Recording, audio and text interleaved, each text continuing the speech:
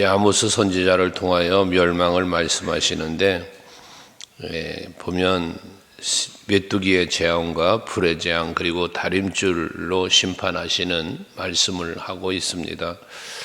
이것은 북이스라엘이 아수르에 의해서 멸망을 당하게 되는데, 이 아수르와의 전쟁에서 멸망당할 때 한 번 침공함으로 멸망당한 게 아니라 1차 또 2차 3차에 걸친 침략이 있었고, 3차 전쟁 때 그때 이제 침략을 완전히 포로로 되고 멸망을 당한 그런 상황인데, 그런 것을 예표로 하고 있다 이렇게 표현하기도 해요.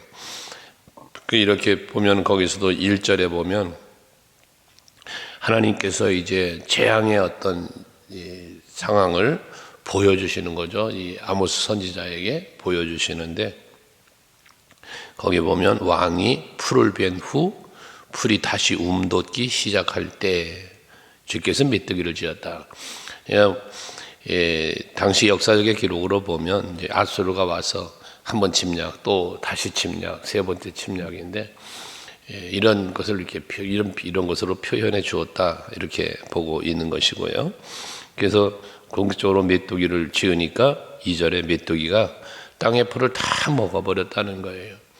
그러니 메뚜기 재앙은 하나의 애굽에서 재앙 중에도 메뚜기 재앙이 있습니다만은, 그 메뚜기 재앙처럼 모든 곡식을 다 갈라 먹어버리니까, 앞에서도 우리가 요엘 선지자를 통해서도 묵상했던 것처럼 메뚜기를 보내고 팥종이를 보내고 하나님께서 이런 곤충들을 보내서 곡식을 다 갉아먹고 그랬다 그랬잖아요. 그건 물론 이제 아수르나 바벨론이나 페르시아나 뭐 이런 로마나 이런 통치를 계속해서 이어질 것에 대한 예언이었습니다만은, 하나님의 심판은 이러한 곤충들을 통한 재앙도 있다는 것이죠.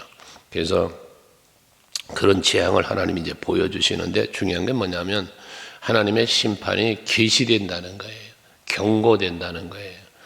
한 번에 바로가 아니라 항상 경고를 하시고 계시를 하시고, 그러니까 선지자를 통하여 계시하시고 또 어떻게 되어질 것인가를 경고하시는 이런 하나님의 하시는 일을 보게 되는데, 그건 결국 무엇을 말합니까? 하나님은 경고를 하신다는 것은 그 심판을 면할 기회를 주신다는 의미이기도 하니까, 그래서 이들에게 선지자를 통하여 경고함으로 백성들이 죄로부터 돌이키기를 바라시는 마음이, 그게 이제 하나님의 긍휼이 여기 들어있는 거 아닙니까?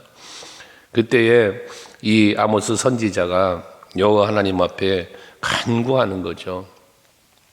이 무서운 재앙을 당하면, 아모스는 보는 거 아니에요. 보면서 환상을 보여주시니까 그 상황을 보니 너무 무서운 거죠. 그래서 여호와여, 이런 일이 벌어진다면 야곱이 어떻게 감당합니까? 하며 그런 심판이 임하지 않기를 구하는 거죠. 선지자가 하나님 앞에 긍휼을 구하는 거죠. 사실은 긍휼을 구할 때 하나님께서 보면 3절에 뜻을 돌이키셨다는 거예요. 이런 심판에 대한 뜻을 돌이키셨다. 그러니까 이루어지지 아니하니라 라고 합니다. 두 번째 불의 재앙도 마찬가지 동일한데, 불로 심판할 것을 하나님이 또 보여주시잖아요. 여호와께서 내게 보이신 것이 이러하다. 여호와께서 내게 보인 것이 이러하다. 1절과 4절에 똑같은 말씀을 하는데, 하나님 보여주신다는 거예요. 지금 아모스 선지자에게 되어질 일을 보여주는데, 그 되어질 일이 심판 아니었어요?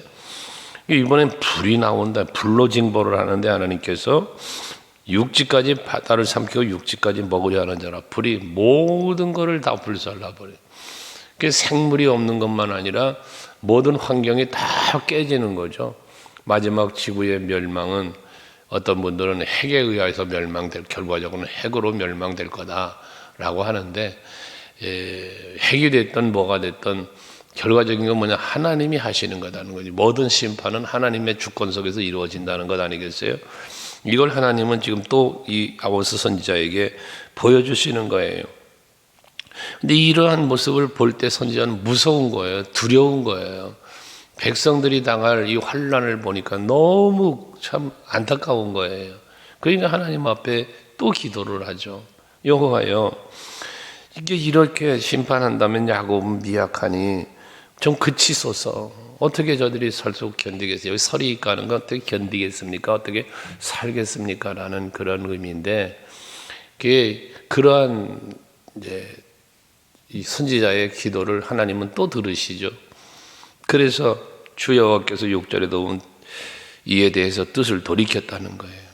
여호와께서 이르시되 이것도 이루지 아니하리라. 앞에 이루지 않았다는데 이거는 또 구하니까 또 그럼 이것도 이루지 않겠다라고 말씀을 하죠. 마치 소돔성의 멸망의 때에 아브라함이 그 멸망의 소식을 듣고 주의 사자들 앞에 구하잖아요.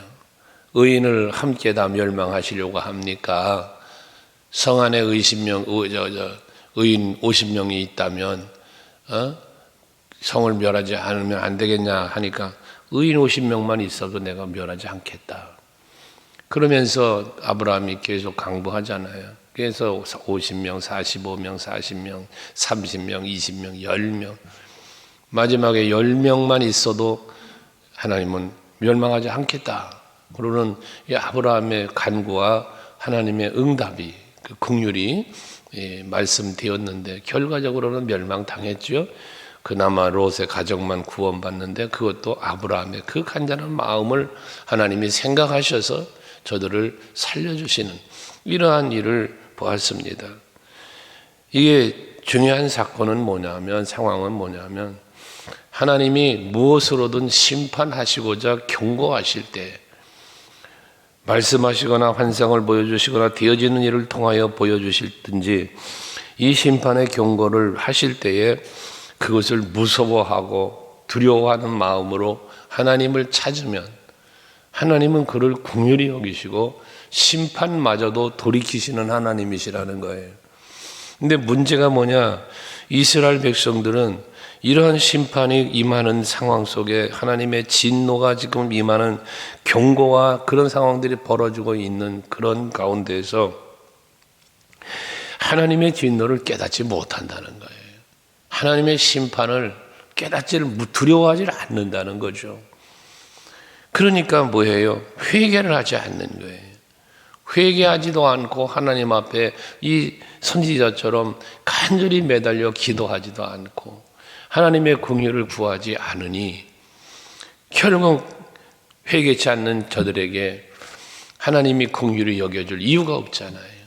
하나님은 분명히 계속해서 말씀하시기를 돌아오면 니들이 죄악에서 떠나서 여호와께로 돌아오면 하나님의 뜻으로 돌아오면 용서하신다는 말씀을 수없이 하셨잖아요. 예레미야 선지자에서 우리가 묵상했지만 계속해서 보내셨거늘 하나님이 선지자를 계속해서 말씀하시고 계속해서 선지자를 보내었거늘 너희가 그 말을 듣지 않는다는 거잖아요. 듣기를 싫어했대잖아요. 그리고 아모스 선지자 말대로 정의를 공의를 멸시했다고 그랬잖아요. 하나님의 말씀을 무시했다고 그랬잖아요. 하나님이 두렵지 않은 거예요. 여러분들이 하나님을 무서워하는 신앙이 되어야 하는 이유는 그래야 우리가 하나님이 말씀에 순종하게 되니까 그래요. 사실 하나님이 우리에게 요구하는 건 순종인데 이 순종과 복종에 대한 비유가 있잖아요. 복종은 억지로 함에 따라 붙는 건데 순종은 자기 스스로가 하는 순종이단 말이죠. 그 하나님은 무엇을 원하냐? 물론 억지로라도 순종하면 복이죠. 순종 안 하는 것보다야. 근데 하나님이 기뻐하는 것은 억지로 하는 복종보다는 스스로가 하는 즐거움으로 감당하는 순종을 기뻐하신다. 우리들이 스스로가 순종을 하려면 하나님이 무서워서라는 개념보다는 하나님을 공경하고 경외하는 그런 마음에서 이루어지는 것, 이게 곧 순종이라고 볼 때 이스라엘 백성들에겐 그게 없었다는 거예요. 그러니까 멸망이 된다는 거죠. 그래서 두 번째 이것도 이루지 아니하리라 하시면서 그 심판의 경고를 거두시지 않았습니까? 그랬는데 7절에 보면 다림줄에 대한 또 것을 하나님이 보여주셨잖아요. 다림줄이라는 것은 지금이야 뭐 기술들이 발달이 돼서 여러 가지 장비를 동원해야 합니다만, 과거에 어렸을 때 이게 집을 지을 때 보면 벽돌을 이렇게 쌓아 올릴 때 보면 줄을 매달은 줄을 이렇게 위에서 늘여놓고 그 똑바로 벽이 쌓아져 올라가는가를 보면서 이게 이 벽을 이렇게 쌓아 올리는, 벽돌을 쌓아 올리는 그런 걸 보았어요. 그게 다림줄이라고 그래요. 그러니까 이게 밑에서부터 위에까지 올라가는 그 다림줄을 놓고 그대로 똑바로 쌓아 올라가도록 만드는, 그 측량하는 것과 같은 마치 그런 건데, 하나님이 그걸 들고 있다는 거예요. 그러면 그 다림줄을 잡고서 서 계신데 어디 있느냐? 다림줄을 가지고 쌓은 담 곁에 서 있다는 거예요. 이 쌓은 담이 뭐가 되겠냐? 이스라엘 백성들의 삶입니다. 이스라엘 백성들의 살아오는 그 삶의 행위, 모든 행위를 쌓은 담이라고 보는데, 거기에 다림줄을 놓는다는 거예요. 그리고 그 다림줄로 심판을 말씀하시는데, 거기에서 심판을 뭐라고 말하냐면 8절에 내가 다림줄을 내 백성 이스라엘 가운데 두고 다시는 용서하지 않겠다. 여기 이제 다시는 용서하지를 않겠다고 말씀을 해요. 그러시면서 다림줄을 잡고 그 곁에 섰다는 거예요. 이스라엘 백성들이 곁에 섰다는 건 이들이 올바르게 사냐 살지 않느냐는 기준점을 가지고 하나님이 보시겠다는 것이거든요. 결국은 이 다림줄은 말씀이 되겠죠. 오늘 우리들도 말씀의 다림줄로 하나님이 여러분들을 지켜보고 계신다는 생각 속에서 벽돌 한 장 한 장을 쌓듯이 하루하루의 삶을 하나님이 보실 때 합당한 말씀 안에서, 예수 안에서 살아갈 수 있는 우리들이 되어져야 할 것입니다. 하나님의 기준이, 다림줄은 하나님의 기준인 거니까요. 그 기준을 가지고 우리는 살아야 된다는 거예요. 이것을 예수께서도 말씀하시고 또 선지자들도 말했지만 선을 행하라 라고 하는, 그 선을 행하는 건 곧 하나님의 뜻을 이루는 거라고 그랬잖아요.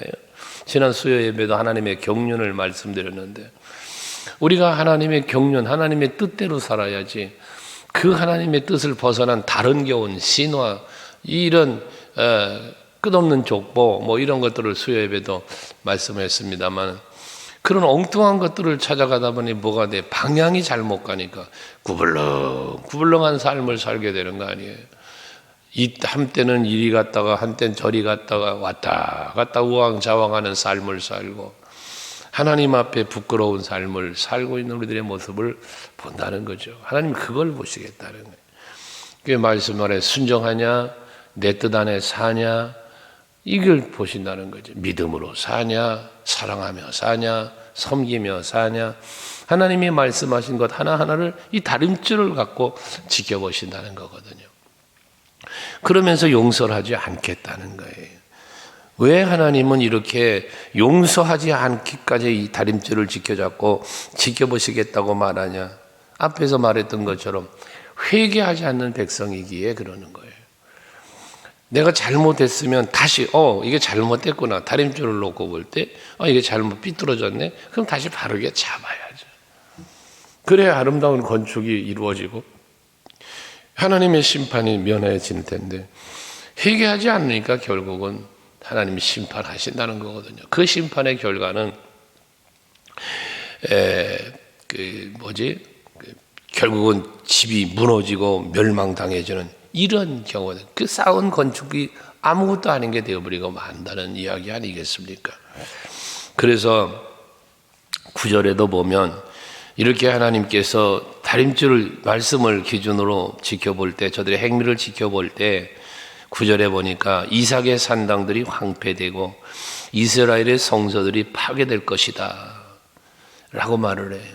여기 이삭의 산당, 이스라엘의 성소가 뭐겠습니까?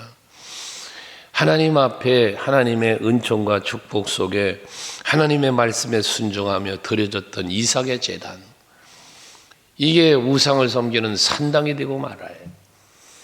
이삭의 제물 드려졌던, 여러분 모리아산이 그 제단이 어떤 제단입니까? 독자 이삭, 하나님께서 아브라함에게 제물로 드리라 하니 그 아들 독자를 사흘 길이나 가는 먼 길을 가서 하나님의 말씀에 순종하고자 제단 쌓고 번제물로 드렸던 제단 아닙니까? 이삭의 산 제단이. 거기에는 아브라함의 입장으로 보면 아들을 드린 거지만 이삭의 입장으로 보면 자기의 생명을 드린 것이잖아요. 이유는 하나, 하나님의 말씀에 뭐한 거예요? 순종한 제단, 순종의 제단이란 말이에요. 그런데 그게 황폐됐다. 이 뭐 왜 황폐됐다는 거예요? 하나님이 심판을 하여 황폐했다는 얘기가 아니라 제단이 무너져 내린 거예요. 하나님을 향한 믿음이, 하나님 앞에 순종하는 삶이 없어져 버린 것을 말하는 거예요. 그 아합 왕 때에 그 이세벨이가 와가지고 우상을 퍼뜨려서 바알과 아세라 신을 섬기게 됐을 때에도 보면 여호와 하나님 앞에 제단 쌓는 삶이 무너졌잖아요. 그게 황폐예요. 그러니까 그 송아지를 잡아 제사를 드리며 어떤 신이 참신인지 그 불을 내리는 신이 참신이라고 엘리야 선지자와 그 바알 아세라 선지자들과 누가 참신인지 한번 해보자 했던 그게 갈멜산의 기적이라고 우리가 말하는 거 아니에요? 거기에 제일 첫 번째가 뭐냐면 백성들을 불러 모아서 뭐 했어요? 무너진 단을 수축했다 그랬어요. 그러니까 하나님 앞에 제사가 없어져 버리니 이 제단이 다 무너져 버린 거예요. 그랬던 제단을 다시 수축을 했다는 거거든요. 여러분들의 예배의 제단이, 말씀의 제단이, 기도의 제단이 무너지지 않길 바라는 거예요. 이 제단이 황폐해지면 심령이 황폐해지는 거예요. 이 심령이 황폐해지면 교회는 다니는데 심령은 죄로 가득해요. 육의 소욕으로 가득하게 되는 거예요.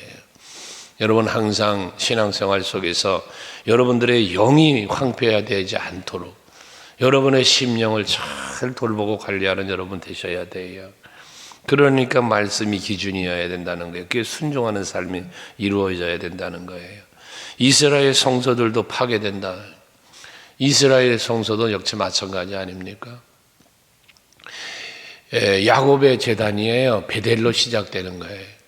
그 베델의 제단, 결국 야곱도 잊어버리고 살다가 베델에 다시 하나님 올라가라니까 올라가서 제단을 쌓고 베델이라고 이름했던 것을 엘베델이라고 이름을 또 칭하잖아요. 하나님이 임재하신 거룩한 성전임을 말입니다. 그 이스라엘의 성소는 예루살렘 그 성전도 되고 하나님이 거하시는 곳이 핵심적인 건 하나님이 계시는 곳이에요. 하나님 앞에 경배하는 곳이에요. 그게 성소예요. 근데 이게 파괴가 된다는 거예요. 그러니까 예배가 무너진다는 거예요. 제사가 사라진다는 거예요. 왜 이렇게 이삭의 제단이 이스라엘 성소가 황폐하고 파괴되는가? 그 거룩한 하나님이 계셔야 할 곳에 우상을 두었고 하나님 앞에 예배해야 될 곳에서 우상을 섬기니 그 거룩한 곳이 거룩한 곳으로 거룩함을 상실해 버린 거잖아요. 오늘날 교회에는 우리가 교회의 속성을 말할 때에 거룩함을 얘기해요. 거룩함. 교회는 하나다, 거룩하다, 이런 표현들을 하는데, 거룩을 잃어버리면 교회로서의 기능을 상실한 거예요. 왜냐하면, 왜 교회가 거룩한 곳이냐면, 교회에는, 성전에는 예수가 계시기 때문에, 이 교회에는 하나님이 계시기 때문에 거룩한 곳이에요. 근데 이게 여호와가 없고 우상 섬기는 심령들만 있으니 그게 황폐되고 파괴될 수밖에 없는 거거든요. 여러분 성도도 마찬가지예요. 거룩한 물이라는 개념인데 여러분들이 거룩한 성도가 된 것은요, 내 안에 예수가 계시기 때문에 성도가 된 거예요.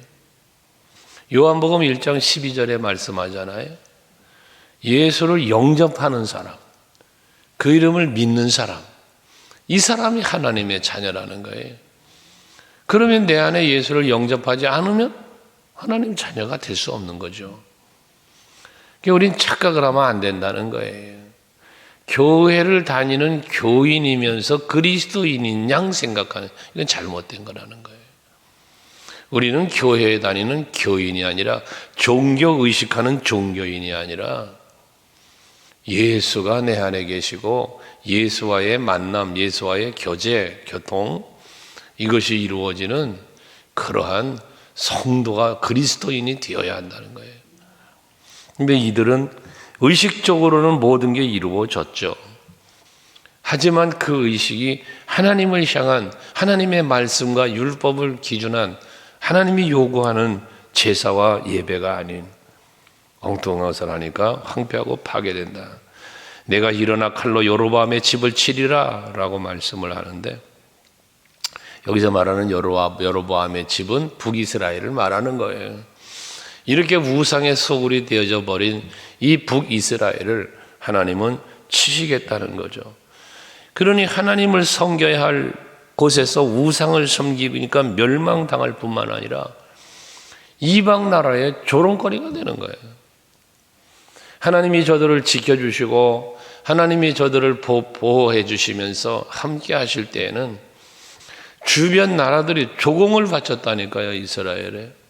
우시야 왕 때도 그랬잖아요. 우시야 왕은 나이가 16살의 어린 나이에 왕이 됐는데도 하나님이 그에게 복을 주시니까 그가 그 하나님 앞에서 하나님의 말씀을 묵상하고 하나님 앞에 기도하고 하나님을 찾을 동안에는 그러잖아요. 하나님을 찾을 동안에는 형통케 하셨더라. 하나님이 그를. 그러고 또 귀한 도우심으로 강성해지게 하셨다고도 하잖아요. 그러니까 주변 나라들이 그 이스라엘에 조공을 바쳤어요. 조공을. 그랬는데 이게 교만에 빠져가지고 제사장이 하는 분향을 하려다가 문둥병 발생해 죽잖아요. 우시야 왕도. 이것처럼 하나님이 중심이 되어 하나님의 보호하심과 하나님의 긍휼 속의 은총 속에 살면 자신도 평안하고 주변 나라들을 지배하고 사는 거예요. 에덴 동산에서 하나님께서 이 모든 것을 네가 다스리고 정복을 해라. 권세를 주신 거거든요. 하나님이. 그러니까 우리가 하나님의 은혜를 기억하고 그 안에 살면 그걸 누리고 살 수 있는데 지금 이들은 그걸 저버렸기 때문에 다 방패되고 파괴되고 빼앗기고 멸망당하게 되었다는 것입니다. 오늘도 이 말씀 우리 성도들 기억하시고 하나님이 다림줄을 잡고 나를 지켜보신다는 사실을 잊지 말고 하나님이 보시기에 합당하게 하나님이 보시기에 기뻐하시게 오늘도 하루를 사셔서 황폐와 파괴와 멸망이 아니라 긍휼과 은총과 평안이 여러분에게 임하시는 그런 하루가 되시기를 주의 이름으로 축원합니다.